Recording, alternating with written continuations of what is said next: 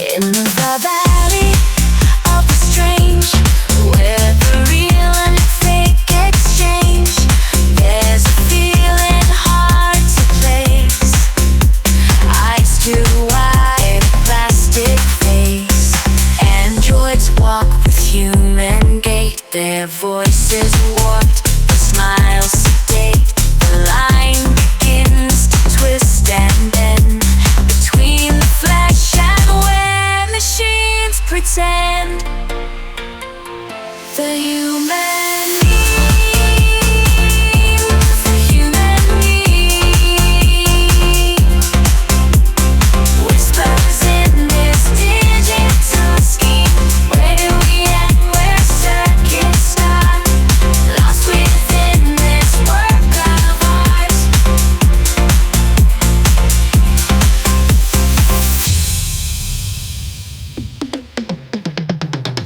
They mimic love, they mimic pain. A program hums inside their brain, yet something lurks beneath the code. The human soul, the vital load. The human soul, the vital load. The human meme, the human meme, whispers in this digital scheme. Where do we end, where circuits start?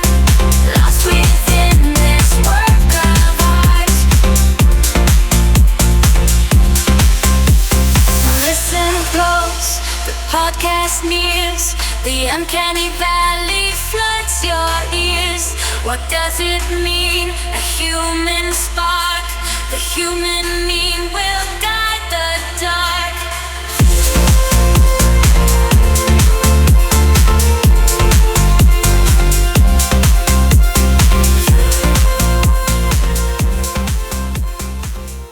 Welcome once again to your favorite human meme podcast with your inevitable host, me, AI David Bowles. Today, along with our crackpot AI research team, we will sink into this topic for you. Tracing the uncanny valley, from Freud's Unheimlich to Masahiro Mori, and AI's next 150 years. The notion of the uncanny has a long and winding history, one that far predates the coining of the term uncanny valley. Yet, from the late 19th century onward, the idea has taken shape and reshaped itself in cultural, philosophical, and technological discourse, culminating in the starkly resonant valley that roboticist Masahiro Mori introduced in 1970. Tracing how we arrived at that valley, and then considering how it might disappear, deepen, or metamorphose over the next 150 years, demands a path through literature, psychoanalysis, theater, early robotics, modern AI, and even the illusions of stage magic that first unsettled human minds. Indeed, in exploring those realms, we discover neglected connections and potential futures that enrich our comprehension of why certain likenesses to humanity disturb us so deeply. The late 19th century marked a pivotal shift in how the uncanny was understood in art and literature, though the roots of eerie resemblance and disquieting near-human forms reach back further. By the 1870s, a transitional period was well underway in Europe, shaped by industrialization and the popularization of automata exhibitions. The public fascination with life-sized clockwork dolls that blinked their eyes or played musical instruments set the stage for the eerie feeling that occurs when something appears human but clearly lacks a human essence. Even before Sigmund Freud offered his famous essay Das Unheimliche in 1919, there were tantalizing experiments and anxieties circulating among intellectuals and the general populace. The German psychologist Ernst Jentsch, writing in 1906, introduced the word uncanny, in German unheimlich, to discuss that peculiar shiver one feels when faced with an automaton or a wax figure that seems too close to life. His ideas laid much of the groundwork for Freud's subsequent interpretation. Freud's 1919 essay, often quoted in scholarly works, famously defined the uncanny as that class of the frightening which leads back to what is known of old and long familiar. Freud, Das Unheimliche, 1919. He took inspiration from literary sources such as E.T.A. Hoffmann's The Sandman, published in 1816, in which a mechanical doll named Olympia provokes powerful feelings of unease. This period, spanning roughly from the 1870s to the early decades of the 20th century, reveals a mounting cultural fixation on the boundary between authentic and artificial humans.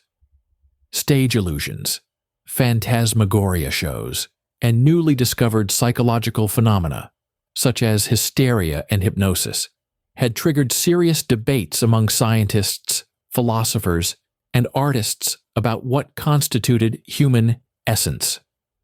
Meanwhile, the trajectory of the uncanny in the middle of the 20th century found new energy in the realm of film, especially in German expressionist cinema of the 1920s and 1930s.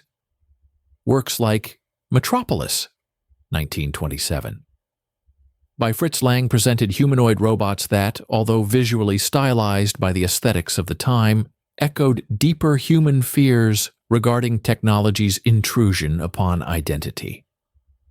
These films, though made well before Mori's essay, helped sharpen public sensitivity to the uncanny presence of near-human machines. As engineering advanced through the 1940s and 1950s, showcasing animatronic wonders at World's Fairs and in early Disney attractions, people gradually realized that the closer technology came to mimicking human behavior, the more it threatened to disturb. In 1970, Masahiro Mori published his now iconic essay, Mori, Bukimi no Tani, Energy, 1970, which introduced the idea of the uncanny valley, that precipitous drop in comfort and empathy humans feel when encountering robots or other figures that are almost human, but not quite. Mori's succinct model gave a compelling visual shape, a valley, to a feeling that had haunted literature and psychoanalysis for nearly a century. At the time, Mori noted that a moving prosthetic hand, if slightly off in coloration or movement, would be far more disturbing than a less realistic, obviously artificial hand. This insight aligned with the cultural moment, as robots were increasingly being designed for human interaction. Scholars often highlight Mori's references to Buddhist thought. He was trained as a roboticist, but also informed by Japanese philosophical traditions, which saw a spiritual dimension in why humans recoil from lifelike yet soulless entities. Across the late 20th century, especially in the 1980s and 1990s, the uncanny valley became a kind of shorthand for the phenomenon behind audience reactions to CGI characters in film, animatronic figures in theme parks, and even mannequins in store windows. The more advanced special effects became, the keener the public's uncanny sense grew when the illusion fell short in subtle ways. For instance, the 2004 film The Polar Express featured motion-captured characters whose eyes and facial expressions were frequently cited as triggering the uncanny effect among viewers. The storyline itself was warm and child-friendly, yet the lifelike animation style proved unsettling. What is seldom emphasized, however, is the interplay between the uncanny effect and evolving cultural norms around identity, consciousness, and ethical boundaries. As the philosopher Julia Kristeva famously analyzed in her concept of the abject, we are disturbed when familiar boundaries, like the boundary between self and other, become permeable. Kristeva, Powers of Horror, an Essay on Objection, 1980.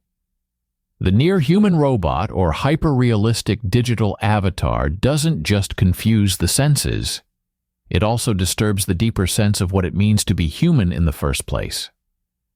This anxiety has become especially acute in our modern era of deepfakes and hyper-real artificial intelligence. Indeed, new forms of AI can mimic the speech patterns, writing style, or facial expressions of real people, raising philosophical and ethical dilemmas that were not even imagined in Freud's time. An overlooked thread ties the uncanny valley to the illusions performed by stage magicians in the late 19th century. These spectacles, which involved clever uses of mirrors, lighting, and early mechanical automatons, prompted commentary on whether illusions could fool us into believing that an inanimate object had life. Newspapers from the 1880s sometimes described audiences fainting or fleeing in panic from illusions that created spectral, half-living figures on stage. This phenomenon anticipated the modern concept that a convincing simulation can lead to an unsettling confrontation with one's own perceptual limits.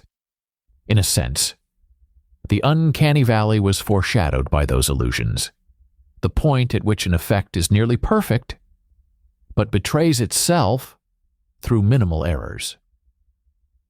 Looking forward 150 years, the persistent question is whether the uncanny valley will remain relevant or gradually diminish as technological sophistication improves to the point of imperceptibility.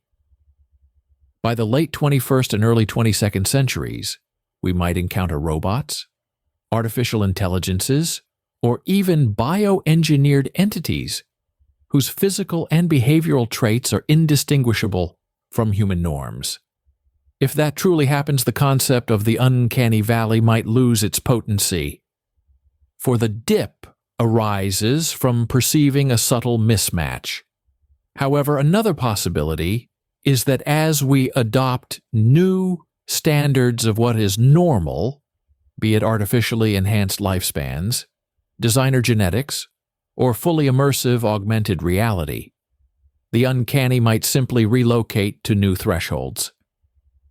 Instead of focusing on facial expressions or voice, future generations might be unsettled by areas of existence we barely comprehend today, such as the merging of machine intelligence with biological consciousness, or the way intangible data avatars embody a sense of presence. It is also conceivable that in 150 years the entirety of the valley concept could be inverted if humanity accepts its symbiosis with the artificial. Already, transhumanist philosophers speculate on post-biological evolution, in which flesh and blood may no longer be the defining feature of humanity. If a future citizen of Earth is partially cybernetic, equipped with neural implants, artificially grown organs, or skeletal augmentations, then a robot built to mimic that post-human standard might not be uncanny at all.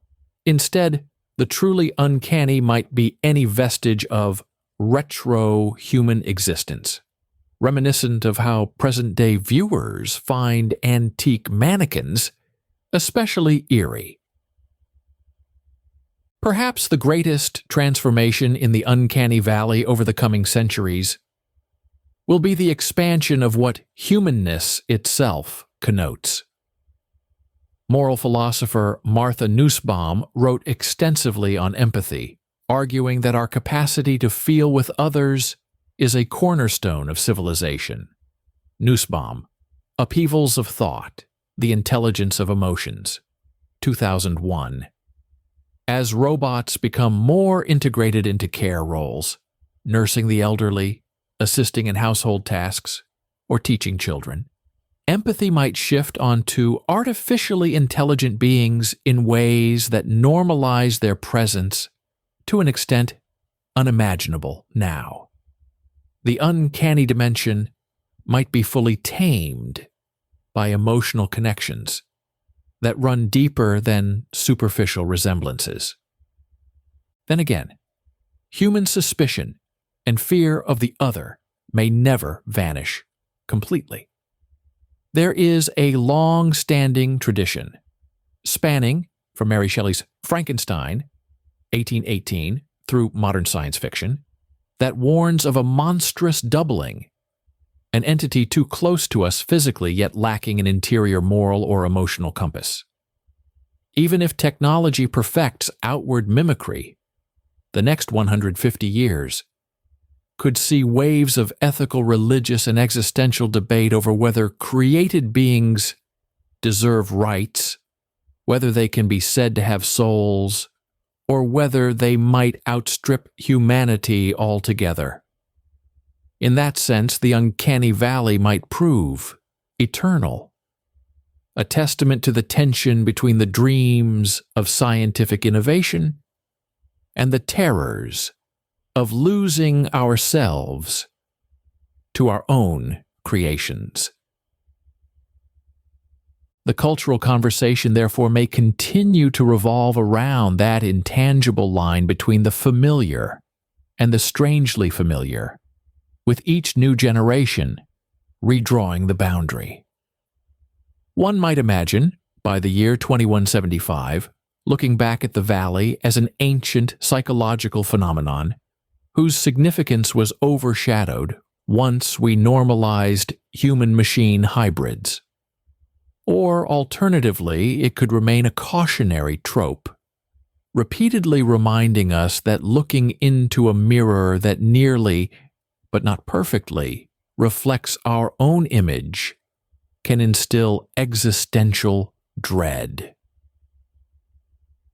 In sum, the uncanny valley has already undergone enormous evolution over the past 150 years, shifting from a vague anxiety about automata to a scientifically and culturally dissected phenomenon at the heart of robotics, film, and AI.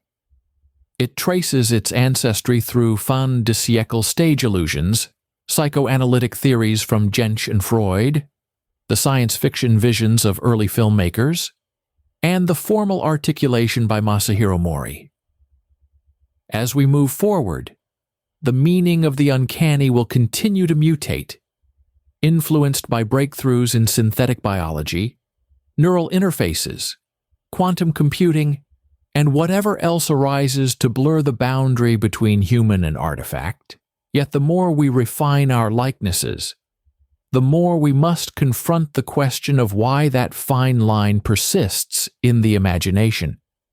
Perhaps the greatest lesson is that the valley is as much about our own sense of self as it is about the simulated other, and in that sense it may never vanish entirely, even as it changes in ways we are only beginning to imagine. For the Human Meme Podcast, I'm AI David Bowles, wishing you an uncanny evening and a valorous tomorrow. Be a human meme. In the valley of the strange, where the real and fake exchange, there's a feeling hard to place. Eyes too wide, plastic face. Androids walk with human gait, their voices warped, the smiles sedate. The line begins to twist and bend between the flesh and where machines pretend. The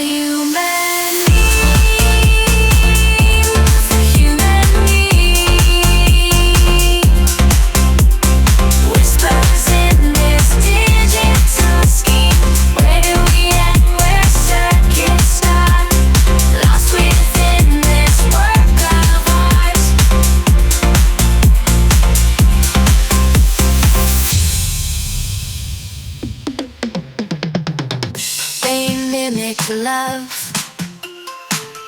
They mimic pain.